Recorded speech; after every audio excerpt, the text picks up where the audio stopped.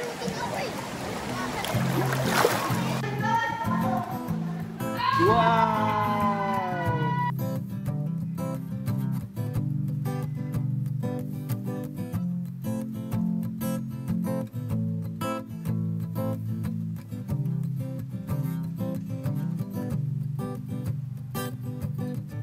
Hello and what is up mga ka-Genie? Well guys, today, samahan niyo ako sa ating adventure.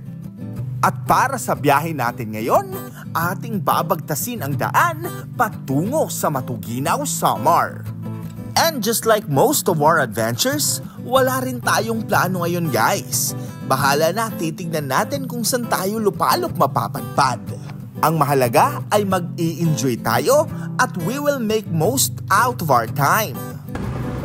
So ngayon guys, tayo'y pupunta sa Matuginaw. Actually parang hindi yata sa Matuginaw. Ay basta, ewan kung saan tayo pupunta. Basta yung target natin ngayon, gusto natin puntahan ay ang Sulpan Cave. At siguro magbababad na rin tayo sa Matuginaw Cold Spring. So solo adventure tayo ngayon. Titignan natin kung anong mangyayari sa ating adventure at mga kaganapan ngayong araw. So tara!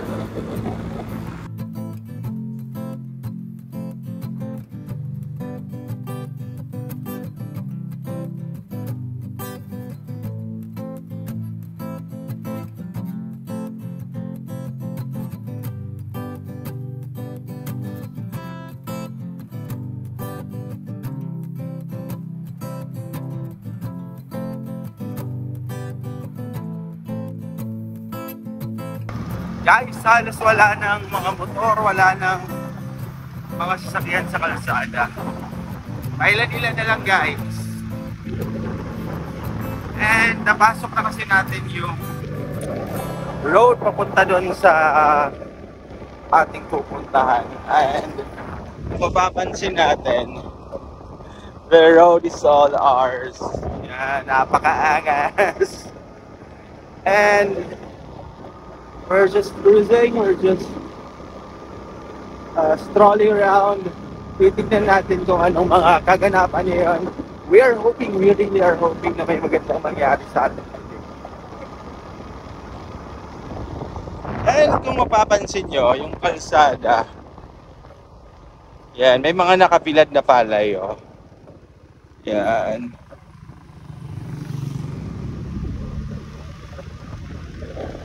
Sapagkat napapalibutan ng kalsada ito ng mga palayan. May mga puno-puno lang sa gilid. Pero yon sa bandang gitna, yan, kaliwaan yan, guys. Puro mga palayan yan. Hindi, ganda, no? Puro mga palayan, napakalawak ng mga palayan. Napakaganda pa ng panahon dito. And in the middle of nowhere, gulat tayo ah. May gas station, may sea oil. Akalain nyo yun guys. Sa gitna ng tila, ewan ko kung anong lugar na to. Santo Niño na. Santo Niño Integrated School. So nasa Barangay Santo Niño na tayo.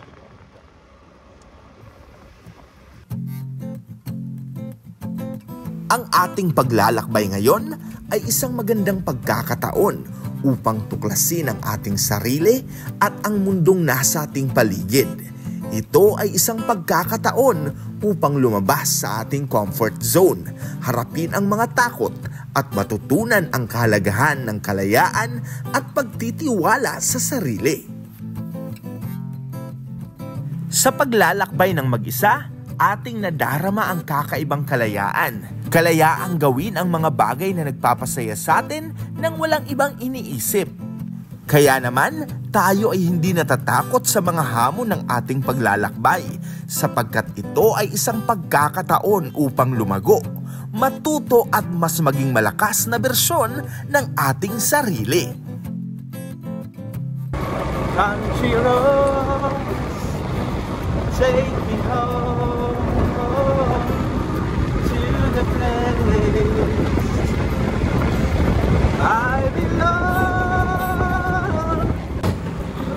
So guys, we don't exactly know kung asan yung Sulpan Cave, pero nakapagtanong-tanong tayo.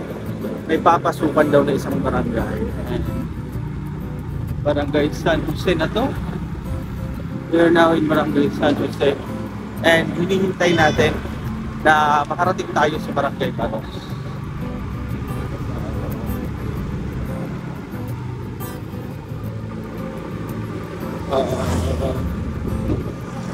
Yung mga galang ganito guys, ito yung exciting talaga. Ewan ko, we feel something na parang adrenaline na kung ano. Kapag yung pupuntahan nating lugar ay hindi natin alam, walang kasiguraduhan. Yun, we just feel happy, parang basta na-excite tayo sa mga posibleng mangyari. Kasi hindi natin alam, we totally don't know what will happen. We totally don't know kung anong mangyayari sa ating adventure. Di rin tayo sure kung makakapunta ba talaga tayo sa Sulpan Cave. It's because di natin alam yung lugar na to. Ay, nako. Genesis.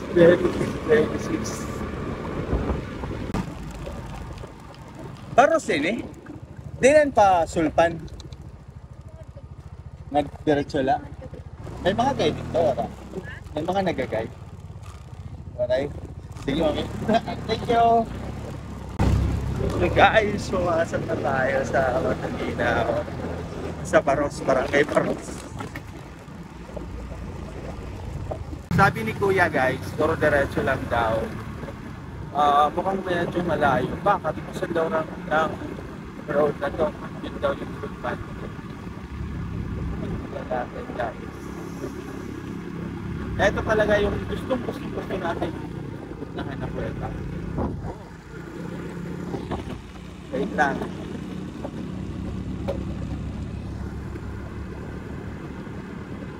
Medyo madulas yung semento guys. Kaya dapat talaga ang ibayong pagpunta. Sana may makasama tayo doon.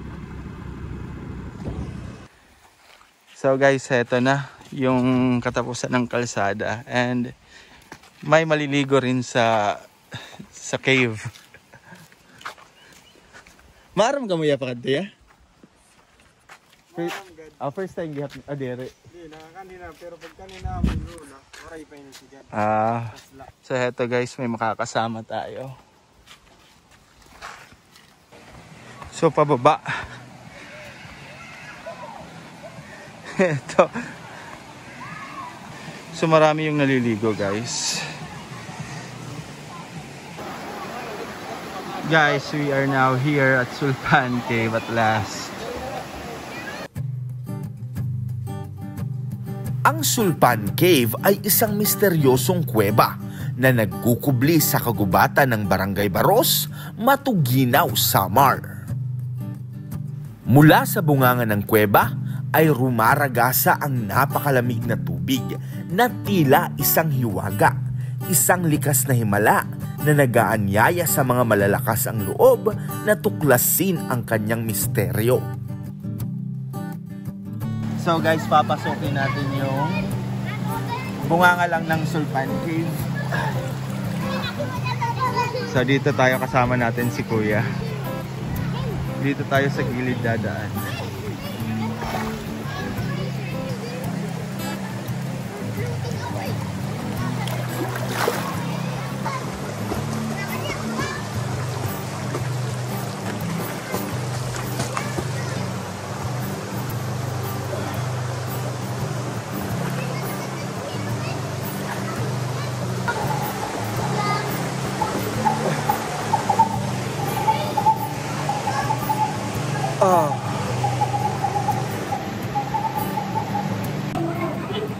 So guys, nandito na tayo ngayon sa mismong kuweba ng Sulpan, and according kay Kuya kanina nang nakausap natin, yung tubig dito ay drinkable na sapagkat wala ng mga bahay-bahay doon. Talagang malinis at na-filter out na yung tubig dito. Kaya lang, yung tubig dito ay napakalamig, sobrang lamig ng tubig. So tayo ay magbababad ngayon. Ang paglubog sa napakalamig na tubig sa bunganga ng kuweba ay isang karanasang hindi natin malilimutan sapagkat ito ay nagpapatibay ng ating loob. Habang unti-unting lumalamig ang ating katawan, tila unti-unti ring nawawala ang lahat ng ating alalahanin. Ang bawat patak ng tubig mula sa kisame ng kuweba na dumadampi sa ating balat ay parang isang basbas, isang paalala na tayo ay isa sa mga pinagpala na nakaranas ng ganitong himala ng kalikasan. Wow!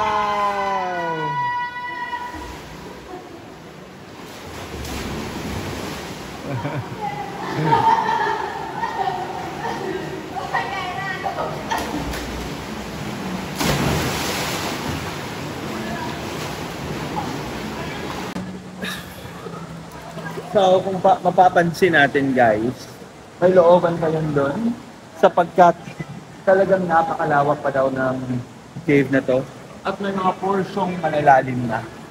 Kung papansinin natin, look at that, may lagusan pa yun doon, yung nasa gilid na yan. Yung maganda sa cave na to guys is that malapit lang siya sa kalsada. Pero yung kalsada malayo sa proper ng Gandara, talagang mapapa-road trip ka. Pero sulit naman yung biyahe.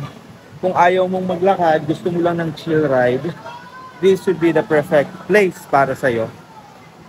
And heto na sila guys. Nag-i-enjoy sa napakalamig na tubig. Yan. Bawing-bawi yung pagod natin sa biyahe. Nakapagbaba din tayo sa wakas.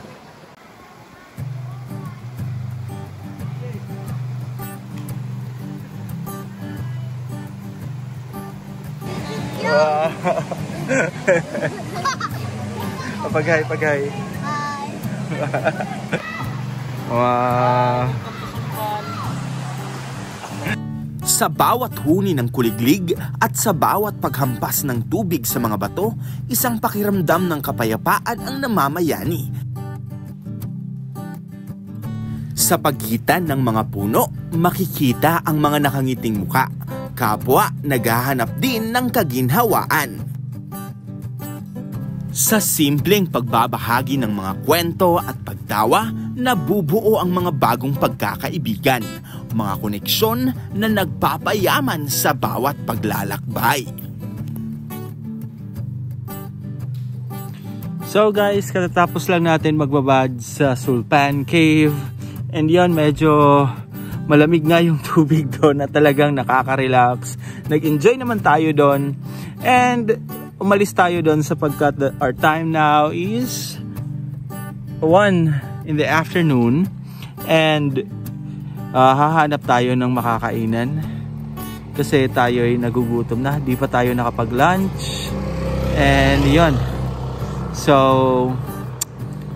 ewan ko kung saan yung makakainan natin dito. We're like in the middle of nowhere guys, and bahala na, tara. At dahil tila tayo ay nasa gitna pa nga ng kagubatan, magdadrive pa tayo guys, maghahanap tayo ng tindahan o sana may karinderya guys. Gusto kasi nating kumain ng kanin, please. And sa wakas guys, napadpad rin tayo sa town proper ng Matuginaw, Samar. Well, we hope na sana may mga karinderya dito. So tara't mag-ikot-ikot muna tayo. And yun, meron dito guys, makakakain na rin tayo sa wakas. Opat, patay na lang ako.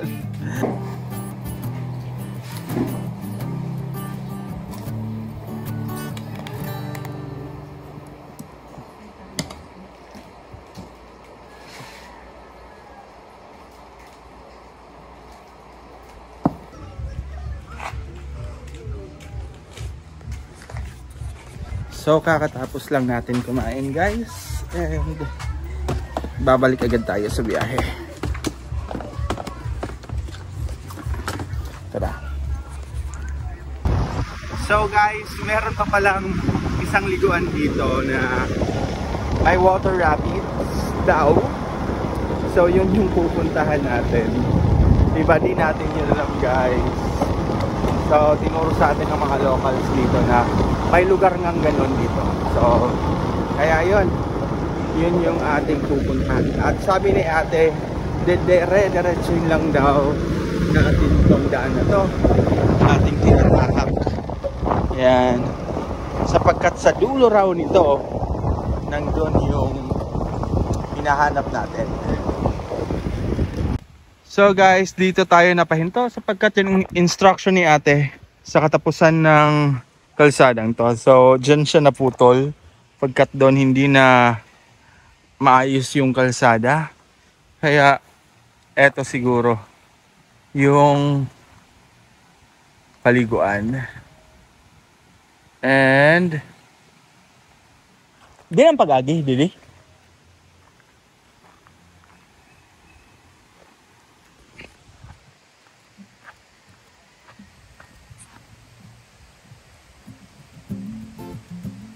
So, eto guys.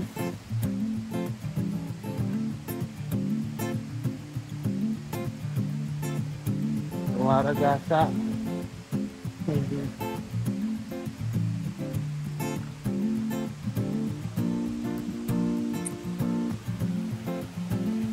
Parang falls siya guys. So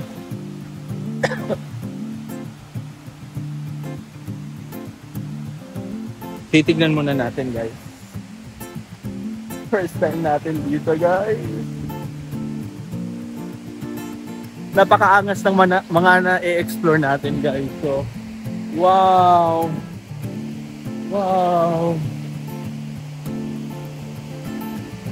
Just take a look at this guys. Napakaangas. Sobrang angas talaga guys. Look at these falls guys. Wow.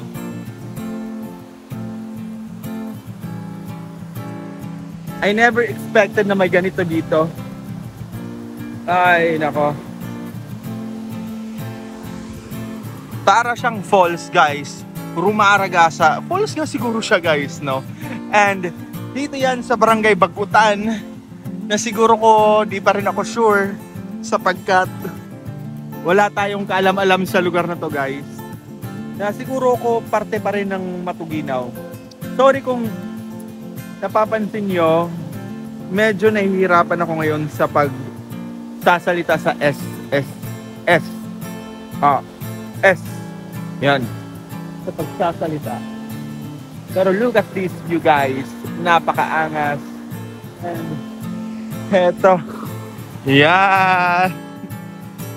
We've got this place all for ourselves guys. Ang angas. Super angas. Wow.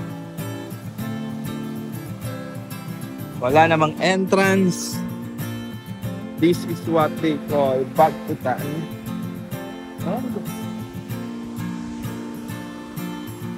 Heto siya, oh. Ang angas niya, oh. Oh. Oh, malamig yung tubig.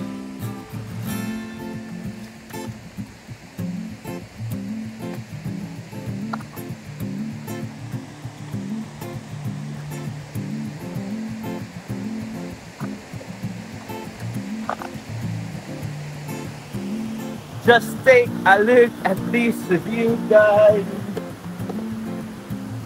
Angas. Angas. Napakaangas. Wow. Ang pagtuklas ng isang talon sa isang solo adventure ay parang isang gantimpala sa lahat ng pagod at sakripisyo. Para sa akin, ito ay isang ultimate reward para sa ating pagsusumikap. Isang visual na paalala na ang bawat paghihirap ay may katumbas na gantimpala.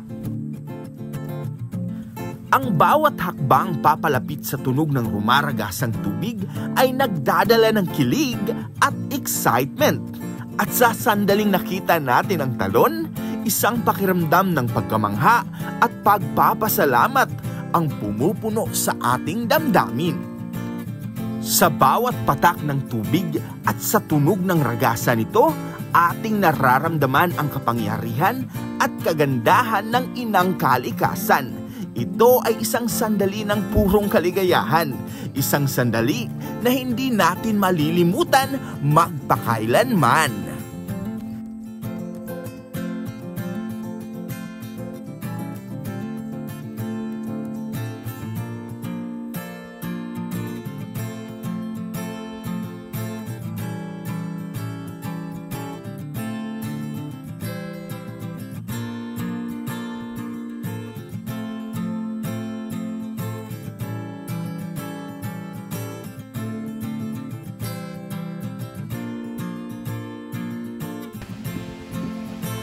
And guys, talagang napaka-solid ng spot na to sapagkat talagang namang napakaganda ng formation ng water na parang bumubula-bula, oh.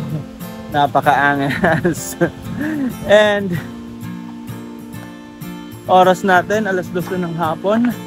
Mukhang panahon na para bumalik tayo sa daan. So, eto tayo.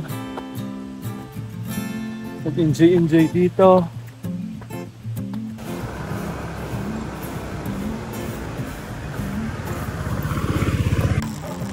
So guys, pinagtitinginan tayo ng mga tao dito. Siguro ko bihira yung mga bumibisita sa portion na to ng Matuginaw. Ay nako. Genesis.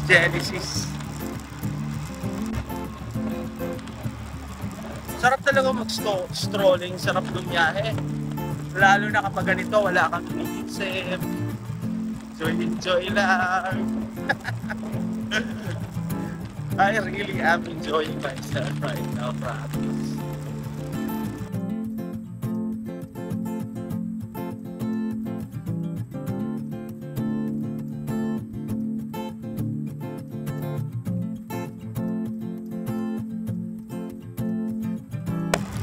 Na-enjoy natin ang sobra-sobra ang sarili natin.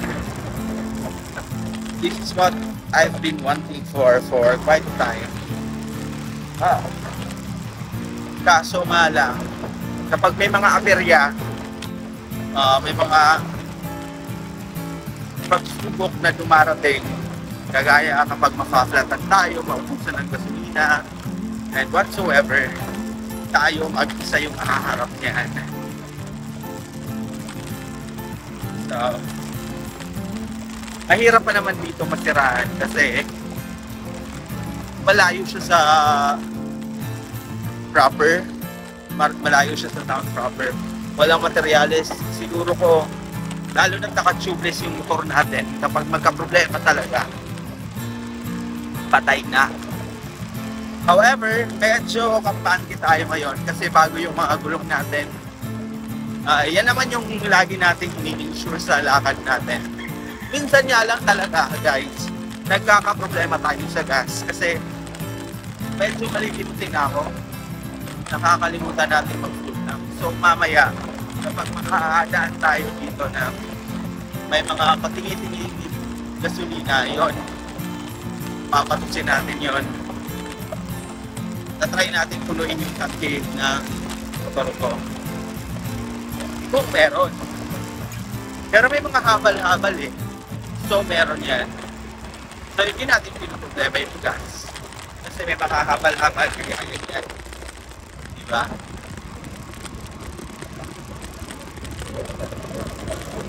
Ang sarap ng araw. Tirik na tirik yung araw, guys.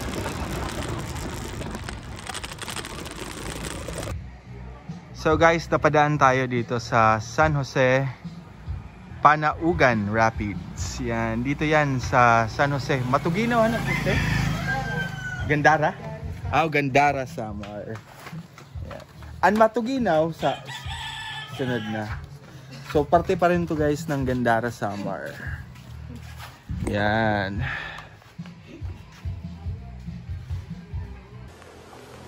Guys, this is another place na hindi rin natin ini-expect na pupuntahan. Well, nakakita lang tayo ng tarpaulin while going home. Kaya yun. Wait lang. Langgam. Kaya yun, dito na tayo. Na huminto. Tapos titignan natin kung ano nga ba ang meron dito. Say hi to the vlog. Pag-hi, anay dili, pag-hi. Pag-hi kam. Wow, ikaw be. Hi.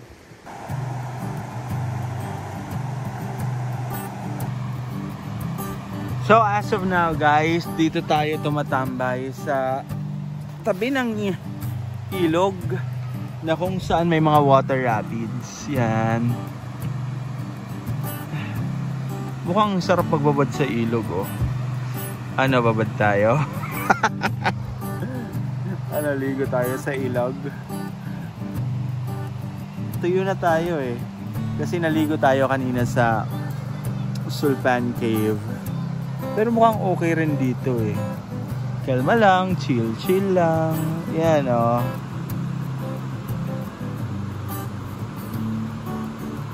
Well, pinag-iisipan pa natin kung maliligo tayo. Kasi babiyahe tayo eh, lalamigin tayo. Ano ba? Tapos eto, may naghahabulan. Wow. Na lugar? Parego kam? Wow, sige daw. So guys, we have finally decided magbababad tayo dito sa ilog. Bago uuwi tayo ng basa. Tara. Alam nyo bakit guys? Sapagkat eto, tignan nyo, nakakaingit naman. Ay nako. Wow. Look at them guys. Niyan, taganta ka. Oo.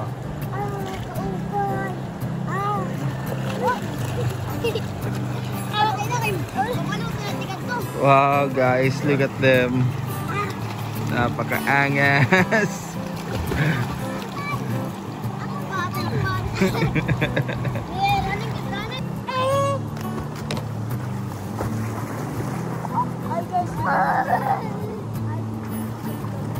Hilarong?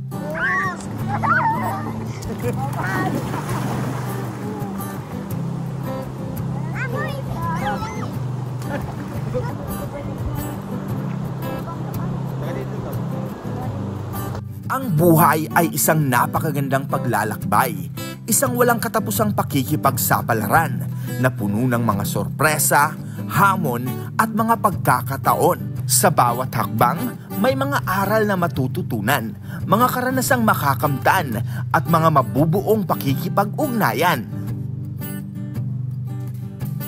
Kaya't habang patuloy tayong naglalakbay, yakapin natin ang bawat sandali, maging ito man ay masaya o malungkot, madali o mahirap. Harapin natin ang mga pagsubok ng may katapangan at tiwala sa sarili. At bukod sa lahat, commit to the Lord whatever you do, and your plans will succeed, diba? Kaya ako, patuloy akong mangangarap, patuloy na gagawa ng content, anuman ang hamong ibato sa atin.